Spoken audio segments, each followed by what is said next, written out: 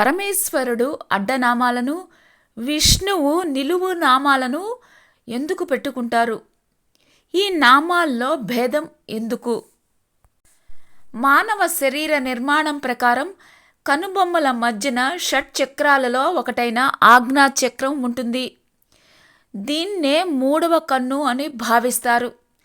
ఇది బయటకు కనపడకపోయినా దీని ప్రభావం చాలానే ఉంటుంది. అందుకే ఇది ఉండే స్థానంలో బొట్టు పెట్టుకోవాలి అంటారు. ఈ స్థానాన్ని పదిలంగా ఉంచుకోవటం ద్వారా ఆధ్యాత్మికతను పెంచుకోవచ్చు. ఈ ఆజ్ఞాచక్రాన్ని సక్రమంగా ఉంచడం కోసం ఇక్కడ ఉండే ఇడ, పింగళ, సుషుమ్న నాడులను చల్లబరచడం కోసం, తద్వారా రక్త ప్రసరణ నిరాటంకంగా జరగడం కోసం తిలకం లేదా విభూది లేదా కుంకుమ ధరిస్తారు. పరమశివుడు విభూదిని 3 అడ్డనామాలుగా పెట్టుకుంటాడు. ఈ 3 అడ్డగీతలు పెట్టుకోవడానికి కారణం ఉంది.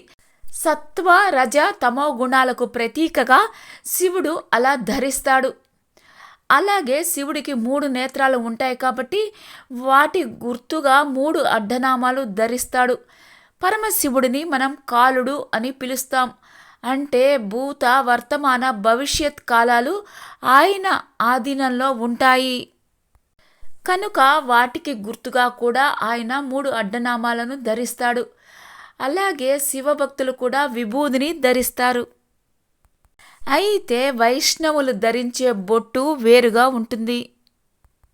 2 తెల్లని గీతలు నిలువుగా ధరించి మధ్యలో ఒక ఎర్రటి గీతను ధరిస్తారు. ఈ 2 తెల్ల గీతలు శ్రీ మహావిష్ణువు పాద పద్మాలుగా వైష్ణవులు భావిస్తారు.